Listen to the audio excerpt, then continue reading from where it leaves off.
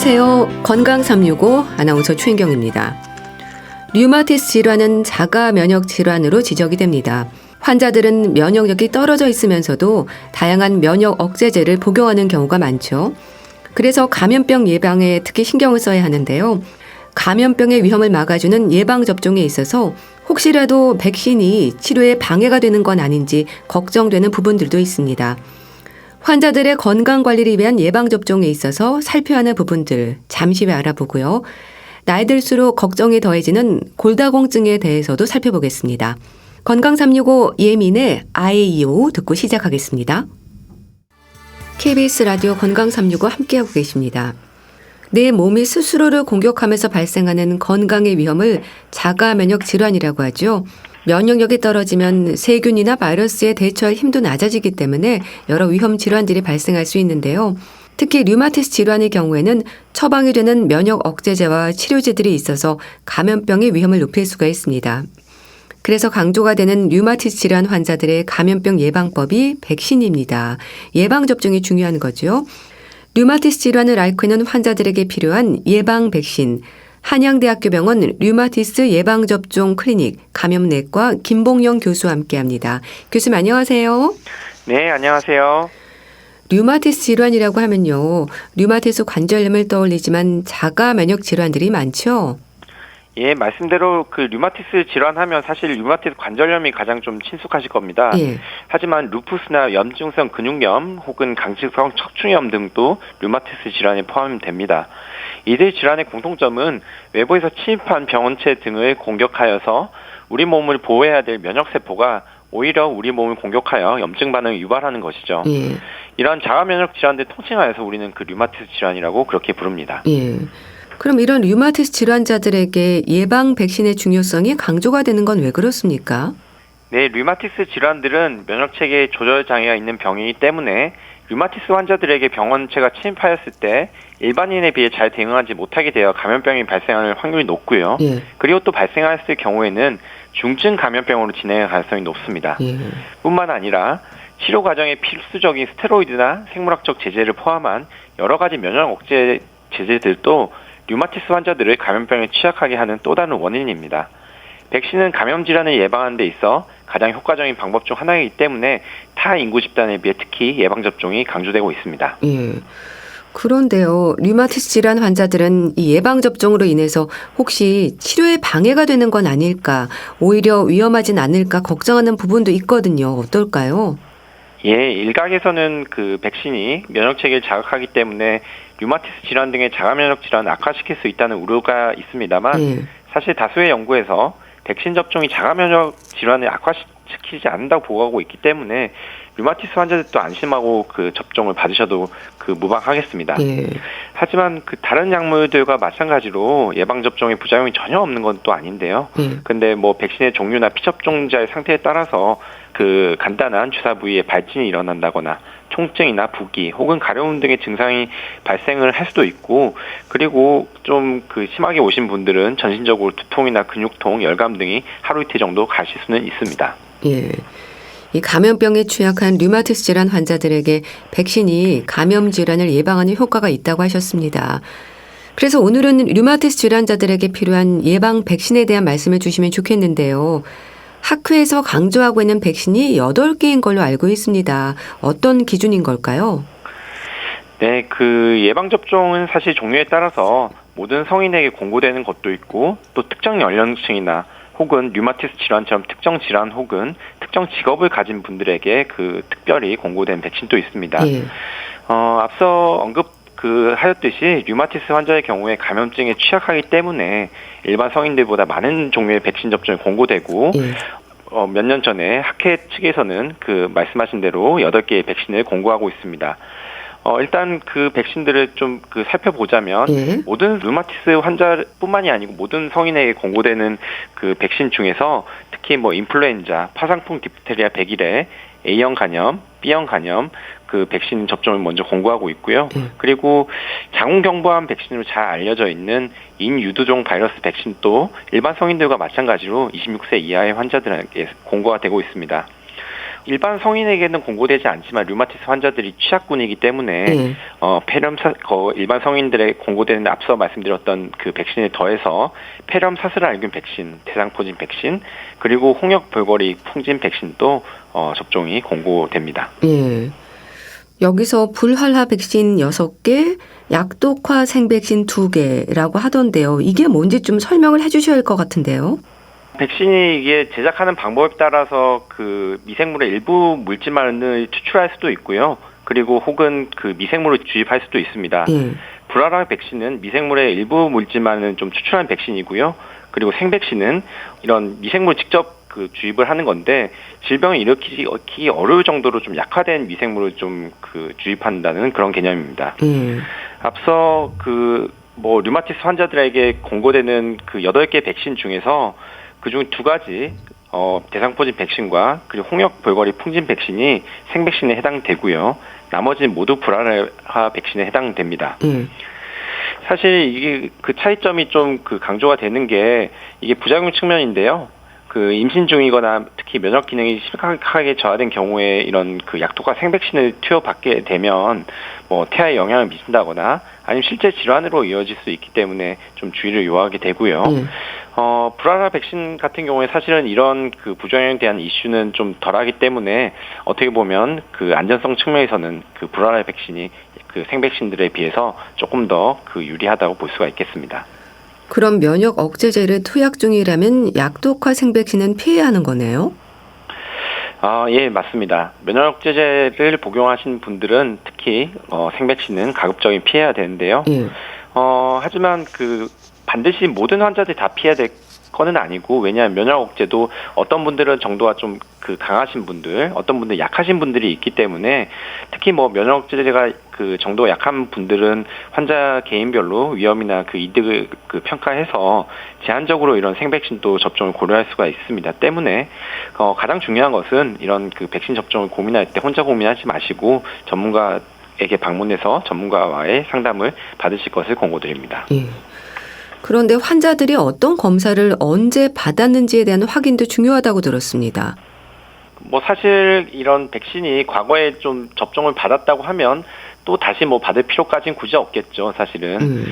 그리고 이미 질환에 뭐 노출되었을 경우도 뭐 접종을 시행할 필요가 없는 경우도 있습니다. 일부 그 백신의 경우는 접종 전에 그러기 때문에 이런 항체 상태를 좀 확인할 것을 권고하고 있고요. 그 앞서 그 류마티스 환자들에게 그 공고된 백신들 중에서 특히 A형 간염, B형 간염, 그리고 홍역 볼거리 풍진 백신 같은 경우는 이렇게 접종 받기 전에 가급적이면 항체 역할을 좀 확인을 하고 백신을 접종 받을 것을 권고하고 있습니다. 그럼 류마티스 질환자들의 예방 접종 시기는 어떨까요? 면역 억제제를 기준으로 확인이 필요할 것 같기도 한데요. 그 류마티스 환자의 경우 적절한 면역세포 형성과 안전한 접종을 위해서 가급적이면 면역 억제 치료 이전에 접종을 완료하는 것이 좋습니다. 왜냐하면 면역 억제가 된다는 뜻은 우리 몸에 그만큼 면역 세포를 만들어내는 능력이 좀 떨어진다는 뜻이어가지고 그래서 그 우리가 백신을 그 집어넣게 되어도 충분한 항체를 생성을 하지 못할 가능성이 있기 때문에 그러합니다. 면역 제제의 종류와 백신 종류에 따라 다소간의 좀 차이는 좀 있습니다만 약독화 생백신의 경우는 대개 면역 억제 치료 4주 이전에, 그리고 불활화 백신의 경우는 치료 2주 전에 접종을 완료하는 것을 좀 권고를 하고 있는데요. 근데 실제로 이게 좀 그 현장에서 적용을 하기가 좀 녹록치는 않은 게 일단 치료를 늦출 수 없는 경우가 좀 많거든요. 네, 이런 경우에는 우선 뭐 면역 억제 이 백신을 그 맞기 위해서 면역 억제 치료를 그 늦추면 안 되니까 뭐 이런 경우에는 먼저 치료를 먼저 시행하고 그리고 가급적인 면역 억제 정도가 낮은 시기를 골라서 그때 접종을 시행하면 되겠습니다. 그런 질환의 상태가 안정돼 있을 때 접종하는 게 좋다는 건 어떤 의미인가요? 그 앞서 질문하신 거와 맥락이 좀 비슷하긴 한데요. 건강한 상태에서 사실 면역세포를 그 미리 생성해서 이제 그 미래에 발생할 수 있는 병원체 침입으로부터 우리 몸을 보호하는 행위가 우리가 예방접종의 목적 아니겠습니까? 예, 그렇기 때문에 우리는 그 면역세포를 좀 가급적이면 좀 잘 만들 수 있는 상황, 즉 그 컨디션이 양호한 상황에서 접종받는 것이 사실은 이상적입니다. 그래야지 면역세포 형성도 잘 되고 그렇게 됐을 경우에 그 미래에 대한 감염병에 대한 그 예방을 할 수 있는 확률도 높아지는 것이죠. 예. 그렇기 때문에 만약에 현재 그 급성 질환으로 좀 치료를 받고 있는 중이라고 하면 이렇게 그 면역 세포를 충분히 생성하지 못할 가능성이 있기 때문에 이 경우에는 그 충분히 증세가 회복된 후에 백신 접종받는 것이 좋고요.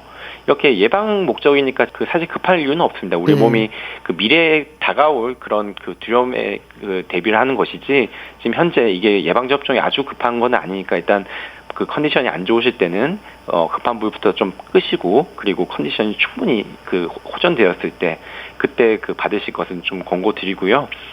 사실 어떤 분들이 이게 좀 약간 감기 증상이 살짝 있는데 좀 그래도 맞으면 안 되겠지라고 생각하신 분도 있는데 사실 아주 뭐 경미한 증상 같은 경우는 크게 뭐 상관이 없습니다.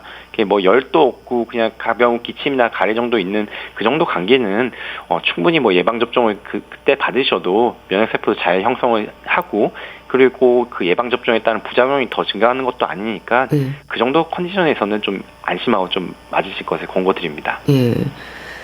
그런데요, 생백신이 아닌 불아라 백신은 면역 억제제 투약과 상관없이 그럼 언제든 접종할 수 있는 건가요? 사실 그 불아라 백신 같은 경우는 앞서도 말씀드린 것처럼 그 실제 균을 집어넣는 게 아니고 균에 있는 뭐 일부 단백 물질만 떼내서 집어넣는 것이기 때문에 실제 질환으로 이어질 우려는 전혀 없습니다. 그렇기 때문에 그 면역이 많이 억제된 상태라도 그 투여 받아도 사실은 그에 따른 부작용이 증가하거나 하지는 않거든요. 하지만 뭐 그 앞서 질문의 맥락에 이어서 만약 이런 하지만 그 면역 억제 정도가 좀 심한 때 이런 그 불아라 백신 투여 받았을 때는 역시 그 면역 세포가 잘 생성되지 않을 우려가 또 있는 것이죠. 그렇기 때문에 뭐 그 가능하다고 하면 면역 억제 치료 전이나 혹은 면역 억제 정도가 좀 낮은 상태에서 투여 받는 것이 좀 이상적이라 볼 수가 있겠습니다. 그렇다면요, 류마티스 질환 환자들은 모두 생백신보다 이 불아라 백신을 접종하면 좀 안전하지 않을까요? 사실 생백신이나 불아라 백신 개념이 조금 그 어렵긴 어려운데요. 어떤 백신은 생백신과 사백신이 다 존재하는 경우가 있는데 그럴 경우에는 사실은 의료제를 투여하고 있는 환자들한테서는 사백신 맞으라고 권고를 실제로 하고 있습니다. 대표적인 백신이 대상포진 백신이거든요. 대상포진 백신 같은 경우는 생백신도 존재하고 사백신도 존재하고 있어서 지금 현재 그 부작용 측면이나 아니면 뭐 효과 측면에서 지금 사백신이 조금 더 그 우수한 걸로 나오고 있기 때문에 이런 면역 그 억제 환자들한테서는 대상포진의 경우는 생백신보다 사백신을 우선할 것을 좀 권고를 드리고 있는 상황입니다. 하지만 그 뭐 대상포진 말고도 그 아까 언급했던 백신 중에서 홍역 볼거리 풍진 백신 있지 않습니까? 그거 같은 경우에 사실 생백신 제재밖에 없거든요. 사백신이 없고요. 그렇기 때문에 이럴 땐 또 불안한 백신으로 대체가 좀 불가하고요.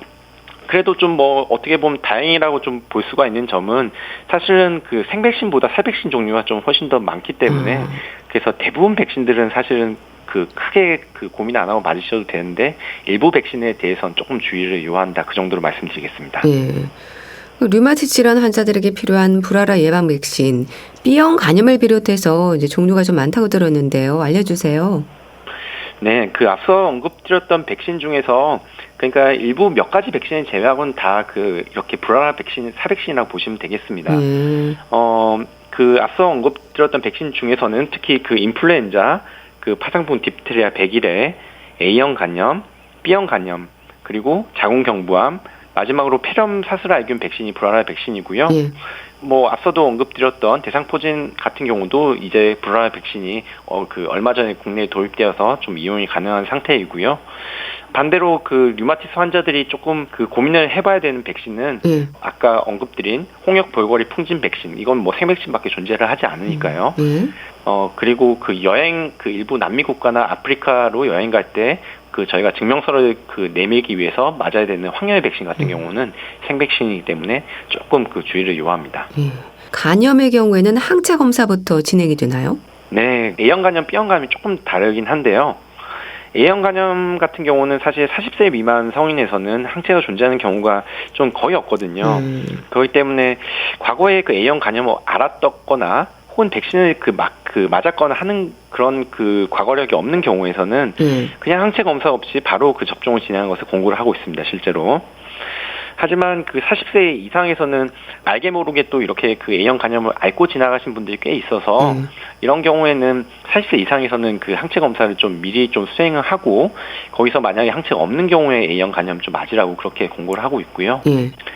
B형 간염 조금 상황이 다른 게 B형 간염은 사실 그 우리가 태어나게 되면 바로 그 국가에서 그 예방 접종 시행을 하게 됩니다. 신생아시에서 바로 시행을 하게 되는데 근데 또 살다 보면 이 그 항체 역가가 좀 떨어져서 충분한 방어 면역력이 없는 분들이 계시거든요. 그래서 그런 분들만 대상으로 좀 맞으라고 되어 있기 때문에 즉 그 항체가 없는 분들만 접종 대상이 되기 때문에 이렇게 B형 간염 같은 경우는 접종을 고려할 경우에는 반드시 항체 검사가 선행이 되어야 됩니다. 대상포진 예방 백신은 어떨까요? 환자들이 고용량의 스테로이드나 면역 억제제를 사용 중이거나 또 저용량의 면역 억제제라고 해도요. 종류가 많으면 접종하지 않는 게 좋다고 하던데요. 네, 이런 그 얘기가 좀 많이 나왔던 게 사실 기존 대상포진 백신이 약독화 생백신이었습니다. 그렇기 때문에 실제 그 투여를 했을 때 실제 질환으로 이어질 우려 때문에 우리가 면역 저하자들한테 이렇게 그 대상포진 백신을 잘 못 드린 경우가 좀 많았었는데 그 다행히도 그 최근에 그 외국에서는 이미 좀 출시가 되고 검증이 많이 된 백신인데요. 최근에 국내에도 이런 불알아 대상포진 백신이 출시됨에 따라서 류마티스 환자들도 이런 대상포진 백신을 좀 안심하고 이제 맞을 수 있는 상황이 그 왔습니다. 그리고 폐렴구균 백신에 있어서는 13가 단백 결합 백신을 접종하고 23가 다당 백신도 맞아야 한다고 하던데요. 이건 또 왜 그렇습니까? 노인들에게 진행이 되는 무료 접종은 23가 다당 백신이잖아요. 이게 그 폐렴구균도 참 그 좀 어려운 개념이긴 한 것 같습니다. 사실 그 23가, 13가라는 얘기는 그 균종이 그 들어가 있는 거거든요. 그러니까 폐렴구균이라고 하더라도 거의 A형에 따라서 뭐 A라는 애가 있고 B라는 애가 있고 이런 식으로 좀 나뉘게 됩니다. 그래서 그 A형 중에서 13개가 들어있는 것을 13가라고 얘기를 하고요. 23개가 들어간 것을 23가 백신이라고 좀 얘기를 하고 있는데요.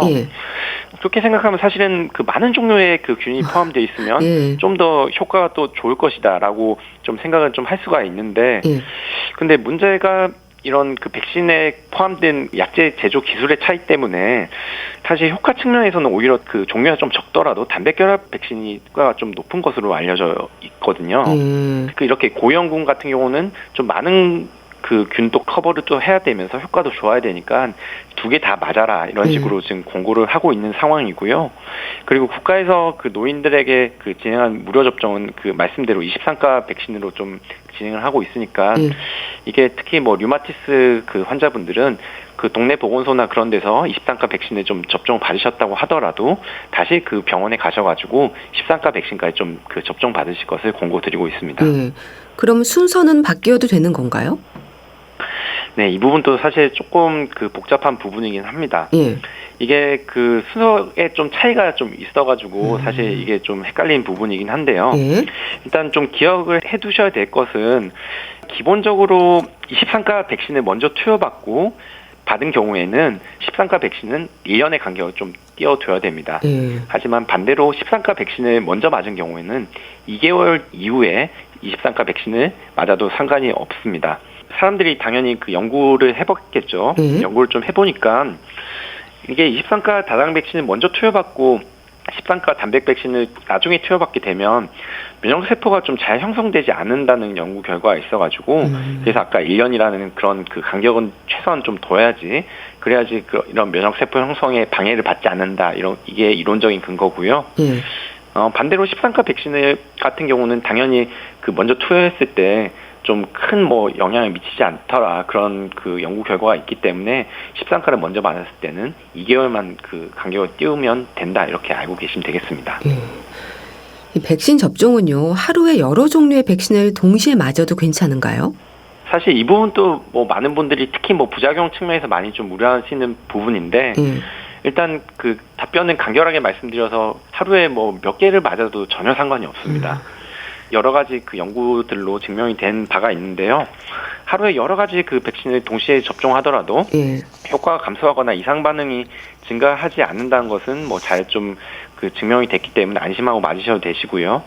하지만 그 원칙적으로는 일단 뭐 2개 이상을 맞는다고 하면 가급적이면 다른 부위에 좀 맞아야죠. 예를 들어가지고 우리가 이렇게 팔에 있는 삼각근에 맞는 그런 백신 같은 경우는 예를 들어서 하나를 갖다가 오른쪽에 맞았다고 하면 나머지를 왼쪽에 좀 맞으셔야 되시고, 그리고 만약에 그 3개가 넘어가지 않습니까? 그러면 한쪽에 이제 2개 이상 맞아야 되는 경우가 좀 생기게 되면 그럼 최소 2.5cm 이상의 간격을 띄우고 접종한 것을 저희가 원칙으로 하고 있습니다.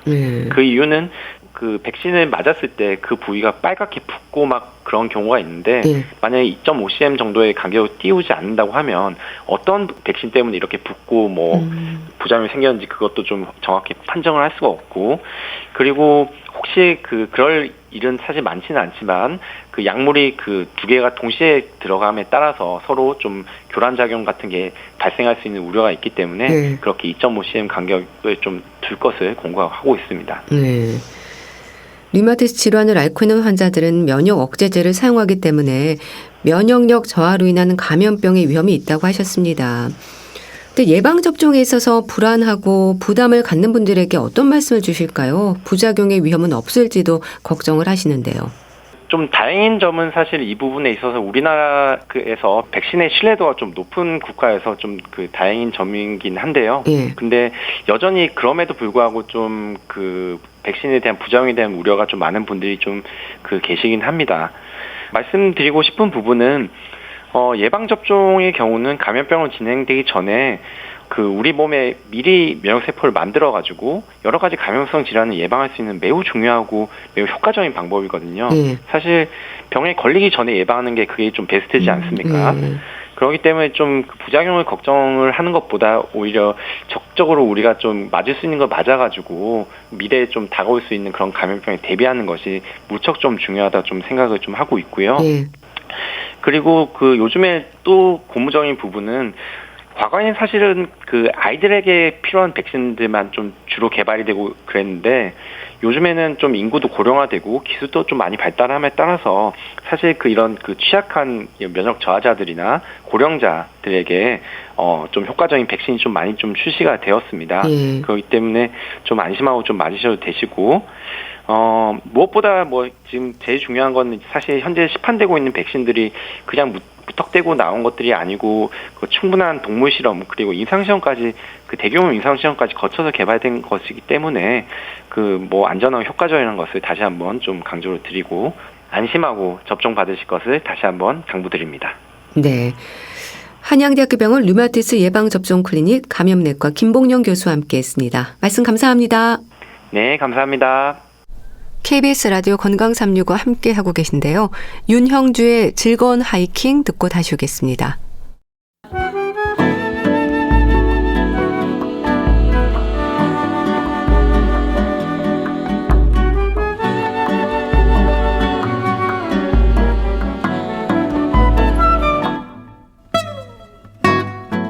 건강한 하루의 시작. KBS 라디오 건강365 최윤경 아나운서의 진행입니다.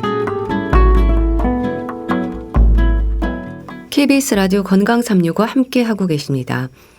골다공증 환자의 대부분은 50대 이상의 폐경 이후 여성입니다. 이유가 뭘까요? 골다공증 환자들의 골절 사고는 때로 치명적일 수 있어서 특히 조심하고 살펴야 하는데요.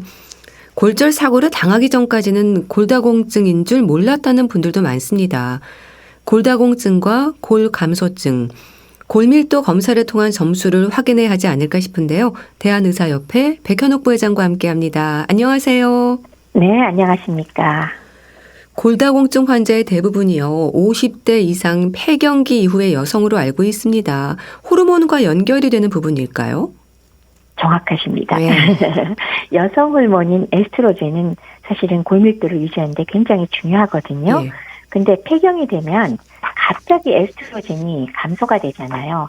그렇기 때문에 골양, 뼈의 양이 줄어드는 속도가 매우 빠르고 그 결과로 골다공증이 생길 수가 있습니다. 그렇기 때문에 여성의 경우 폐경되고 3 내지 5년 동안 골밀도의 소실이 가장 빠르게 일어나곤 합니다. 근데 남성들에게도 골다공증의 위험이 아주 없는 건 아닌 거죠?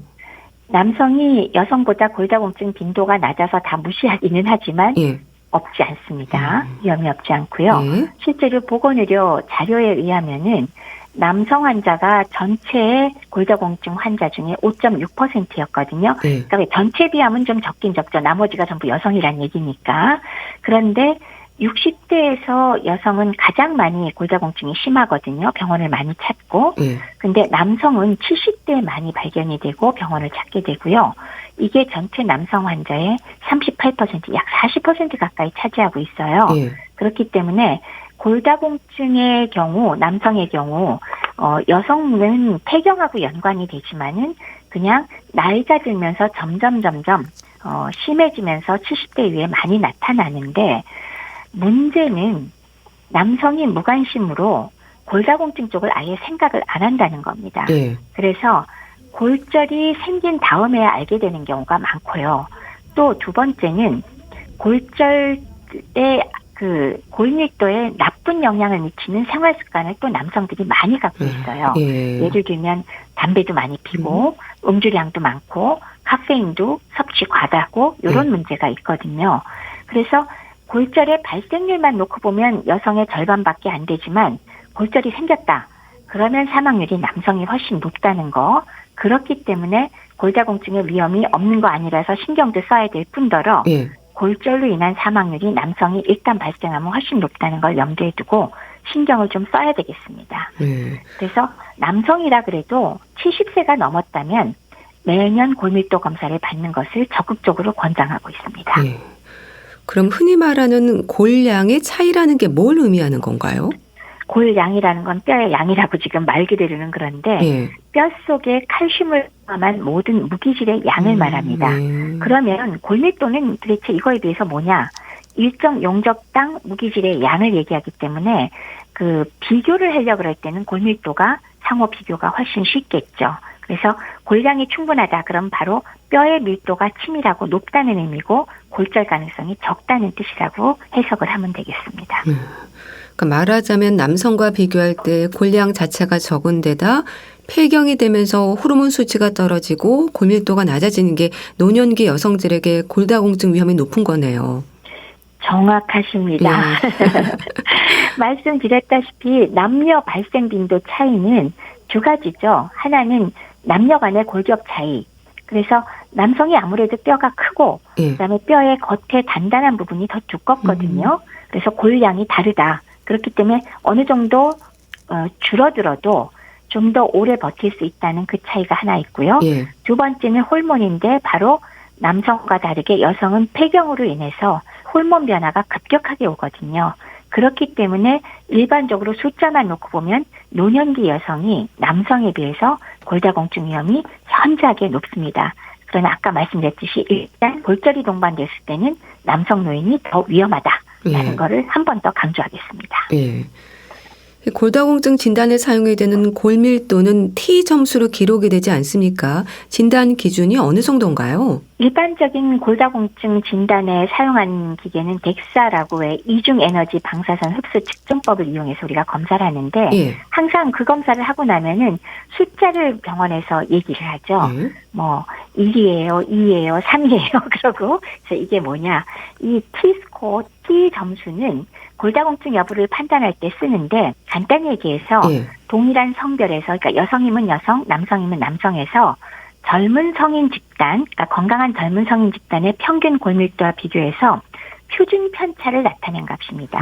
그래서 0, 0가 건강한 성인의 정상 값이고요. 마이너스, 음수로 갈수록 골밀도가 낮아지고 골다공증의 중증도가 더 심해지는 걸 의미합니다. 만약 드물지만 플러스로 간다 그러면 젊은 사람보다 더 튼튼하다는 얘기가 되겠죠. 그래서 수치가 마이너스 1보다 더 이상이면 그러니까 좀 더 제로에 가까워지면 그거는 정상이다. 근데 마이너스 1에서 마이너스 2.5 사이면 골 감소증이라고 이야기를 하고 있고요. 수치가 마이너스 2.5 이하일 경우 숫자는 사실 더 커지죠. 그럴 때 골다공증으로 분류를 하고 있습니다. 그럼 골다공증은 그렇게 검사를 통한 수치로 알기 전까지는 아무 증상이 없는 건가 봐요? 이게 혈압하고 좀 비슷하죠. 그러니까 특별히 부러지거나 뭐 문제가 생길 때까지는 사실 특별한 증상이 나타나지를 않습니다. 즉 검사를 해봐야 골다공증이 있다는 거를 알 수가 있지 증상만으로는 도저히 진단할 수가 없는 거죠. 굳이 한 가지 증상을 꼽으라 그러면 제가 하나는 꼽아드릴 수 있어요. 뭐냐? 척추뼈가 좀 약해져서요. 척추가 이렇게 서로 납작하게 깔아앉거든요. 그래서 피가 줄어드는 거 있죠. 우리 왜 나이 먹으면 피가 줄잖아요. 요거 하나 정도 증상? 나머지는 사실 증상 뭐 부러지거나 문제가 생기기 전까지는 사실은 알 수가 없습니다. 아무 증상이 없거든요. 그러니까 골절 사고를 당하고 난 뒤에야 골다공증을 알게 되는 경우가 많은 거네요. 맞습니다. 골다공증이 왜 뼛속에 칼슘도 빠져나가고 뼈가 소실돼서 심지어는 골다공증이 심하게 생긴 사람은 기침하다가도 갈비뼈가 우르르 부러져요. 그래서 그제서야 검사를 하게 되니까 결국 골절 사고가 나서야 검사해보고 그때 골다공증이 있다는 사실을 알게 되는 경우가 사실 꽤 많습니다. 그런데 문제는 골다공증 환자들의 골절 사고 위험이 때로 치명적일 수 있다고 들었습니다. 그렇죠. 대표적인 골다공증성 골절 부위는 척추와 고관절 그리고 손목 부위가 되겠는데요. 특히나 위험한 곳이 사실은 고관절이죠. 척추도 상당히 위험하지만 고관절은 한번 골절을 입은 다음에 1년 내에 사망할 확률이 남성은 20.8%, 20%가 넘고요. 여성도 13.6%니까 14% 정도 됩니다. 이거는 골다공증이 없는 사람에 비해서 10배 이상, 거의 12배까지 높은 수준이거든요. 그리고 또 고관절 골절이 한 번 있었던 환자는 한 15% 정도가 두 번째 또 고관절 골절이 생기는, 그렇기 때문에 고관절 골절은 삶의 질을 아주 심각하게 저하시키고 사망률하고도 직접 연관이 있어서 문제가 아주 크지요. 그래서 상당히 주의하셔야 되고 관심을 많이 가지셔야 되겠습니다. 그러니까 어느 날 잠깐 넘어졌는데 응급실에 실려가고 검사 중에 골다공증인 걸 알게 되고 골절 후에 사망 위험으로도 이어질 수 있다는 생각을 하면요. 미리 골밀도라든지 골다공증의 위험을 점검해야 하지 않을까 싶네요. 맞습니다. 그래서 요새는 많이 관심들을 가지시고 전에보다 많이 하는데 다시 한번 강조를 해드리고 싶은 거는 소위 말하는 골다공증의 고위험군에 속한다. 그러면 주기적으로 검사를 꼭 받으셔야 되는데 누가 고위험군이냐? 그거 한번 제가 말씀드려보면 우선 폐경기 여성 들어가겠죠? 그죠? 그리고 65세 이상, 그러니까 말하자면 노인 여성 반드시 검사를 주기적으로 하셔야 될 거고 70세 이상 남성도 매년 검사하시는 게 좋겠습니다. 그거 외에 가족력 중에 특별히 크게 다치지 않는데도 잘 부러지는 가족력이 있다거나 아니면 과거에 내가 암을 앓으셨던 분이라거나 아니면 관절이나 여러 가지 이유로 스테로이드 같은 약물을 장기적으로 복용하는 분, 이분들도 다 골절 가능성이 높으니까, 골다공증 가능성이 높으니까 역시 주기적으로 검사를 받으셔야겠고요. 그다음에 비만과 저체중 중에 어느 게 위험한 쪽일까요? 골다공증은. 비만이 위험하지 않을까요? 유일하게 비만이 긍정적인 효과는 골다공증에 좋은 효과, 말하자면 뼈를 튼튼하게 만들어줘요. 그 이유는 이제 중력에 대해서 체중으로 실어주기 때문에 뼈에다가 자극을 주면서 튼튼하게 만들어주거든요. 그래서 사실은 골다공증 고위험군은 저체중입니다. 마른 사람이 골다공증 생기기 쉽고요. 그 외에 아까 말씀드렸듯이 담배를 많이 태시거나 흡연, 그다음에 술을 과다하게 드시거나 음주, 그다음에 카페인 음료를 너무 많이 잡수거나 그 외에 만성 질환을 앓고 있는 것들이 전부 다 고위험군에 속하고 있기 때문에 골다공증 검사를 주기적으로 받아보시는 게 권해드립니다. 그런데 검사 결과에서 골감소증이나 골다공증 진단을 받으면요. 노화로 인한 어쩔 수 없는 부분으로 생각하는 분들도 있는데 이게 관리에 따라서 얼마든지 예방이 가능한 부분일까요? 어느 정도는 예방 가능하다는 것 장담해 드려도 좋고요. 설령 유전적으로 쌍둥이일지라도 생활 습관으로 관리를 잘하는 분의 경우는 차이가 확실하게 납니다. 근데 그 관리가 바로 생활 습관이기 때문에 영양, 비타민 D와 칼슘, 적정량의 단백질 섭취 충분히 하고 그다음에 햇빛을 자주 쬐서 비타민 D를 생성하게 만들고 운동을 적절하게 해서 뼈를 튼튼하게 해주시고 그다음에 금연, 금주, 카페인을 절제하는 거 이런 것들만으로도 분명하게 차이가 납니다. 그러니까 골다공증 진단을 받았다고 해도 치료제라든지 회복할 수 있는 방법이 있는 거죠? 먹는 약 혹은 주사제 치료제가 개발돼 있고 최근에 또 개발돼 나온 게 좋은 것들이 굉장히 많습니다. 예. 그래서 환자분의 나이나 성별, 증상 정도에 따라서 차곡차곡 순서대로 우리가 선택을 하게 되는데요. 예. 칼슘이나 비타민 D는 기본이고 경우에 따라서는 여성 호르몬 쓰는 경우도 일부 있고 요새는 잘 쓰지 않지만은 쓸 수도 있고요. 그다음에 최근에 나온 것들은 골 흡수 억제제 외에도 골 형성 촉진제 등 이런 것들이 새로이 나온 것들이 있어서 이런 걸로 회복할 수 있는 방법이 있습니다. 예.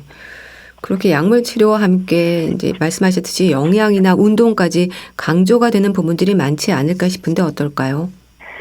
아무래도 골감소증, 골다공증 예방하려면 일단 식품이건 보충제건 칼슘과 비타민 D를 잘 챙겨서 드셔야겠죠. 예. 그래서 식사로는 칼슘 많은 식품 우리 잘 알잖아요. 우유나 치즈, 요구르트, 두부 이런 거. 예. 비타민 D는 햇볕을 좀 충분히 쬐실 필요가 있고 그거 외에 연어, 참치, 고등어 같은 생선이나 치즈, 달걀, 노른자 같은 거 드시면 좋겠고요. 예. 이게 이제 먹는 쪽이겠고 그다음에 이제 두 번째는 운동 굉장히 중요하죠. 결국 체중이나 여러 가지 이유로 적절하게 뼈에다가 자극을 주어야 예. 뼈가 낡은 세포를 제거하고 새로이 뼈를 형성하면서 튼튼해지거든요. 그렇기 때문에 한 달이나 이렇게 다른 이유로 누워있으면 뼈와 함께 근육이 같이 없어져 버리는데 그게 바로 적절한 그 자극을 주지 않아서 그렇습니다. 그러면 상식적으로 우리가 유산소 운동 제가 일주일에 대략 한 150분 정도 하시면 좋겠다는 말씀 항상 드리잖아요. 중간 정도 강도의 유산소 운동 하시고 사이사이에 또 스트레칭이나 그런 근력 운동도 같이 하시면 좋겠고요. 이렇게 좀 생활 습관을 잘 유지하시는 게 일단은 골다공증을 예방을 어느 정도 할 수 있는데 도움이 크게 됩니다. 예. 그런데요, 또 골다공증 진단을 받은 분들 중에는 운동만으로도 골밀도가 좋아진다는 생각도 하는데 이 부분은 어떨까요? 중력 대비 뼈에 자극을 주는 것이 뼈를 튼튼하게 하는데 필수이기는 하지만 뼈는 끊임없이 생성되고 흡수되기 때문에 적절한 영양소를 공급하지 않으면 재료가 없어서 또 못 만들겠죠. 그래서 칼슘과 비타민 D를 계속 강조를 하는 거고요. 또 그거 외에 비타민 D는 햇볕만 충분히 받아도 어느 정도 몸에서 생성을 할 수 있으니까 적절하게 햇볕을 쬐는 것도 중요하고요. 역시나 담배를 많이 태시거나 술을 많이 잡수거나 카페인을 과다하게 섭취하면 뼈가 약해지니까 이것만은 꼭 피하면서 운동을 열심히 하시면 뼈 튼튼해집니다. 예. 또 골다공증 환자들에게는 일정 기간의 치료가 아니라 치료제를 통한 꾸준한 관리가 중요하다고 들었습니다. 어떤 의미를 생각해야 할까요? 치료제들의 각각의 성격들이 다 다르긴 하지만 당연한 것은 치료 약물을 사용하다가 좋아졌다 그래서 끊고 나면은 시간이 지나서 다시 골다공증이 도로 오는 경우가 대부분이죠. 그렇기 때문에 최근에는 약제가 굉장히 다양하게 개발되었거든요. 그래서 적절한 약물을 이렇게 순서대로 선택하면서 적절하게 바꿔가면서 또 휴지기도 가지면서 꾸준하게 관리하고 체크하고 주치의와 상의하셔서 관리하실 필요가 있습니다. 골절 사고를 당한 분들에게는 추가 골절 위험도 높아진다고 하던데요. 특히 고관절 수술이라든지 치료를 받은 환자들에게 근육량이 좀 감소하는 근감소증에 대한 지적도 있던데요.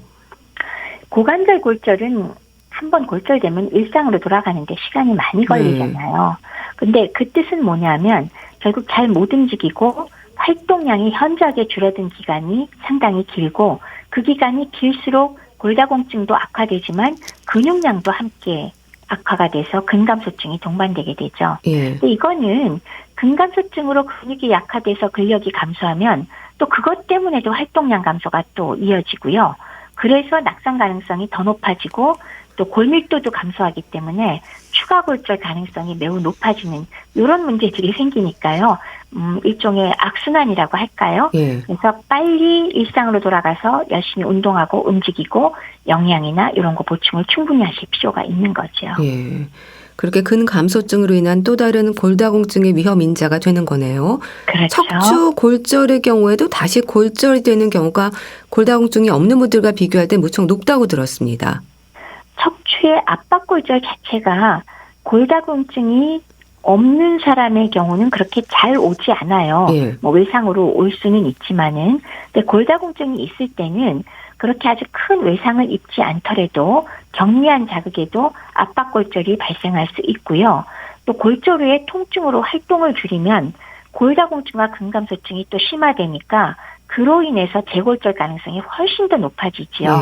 그래서 골다공증과 척추 압박골절은 뭐 아주 이거는 상호 연관관계가 워낙 크기 때문에 뼈를 평소에 튼튼하게 만들어 주셔야 됩니다. 네.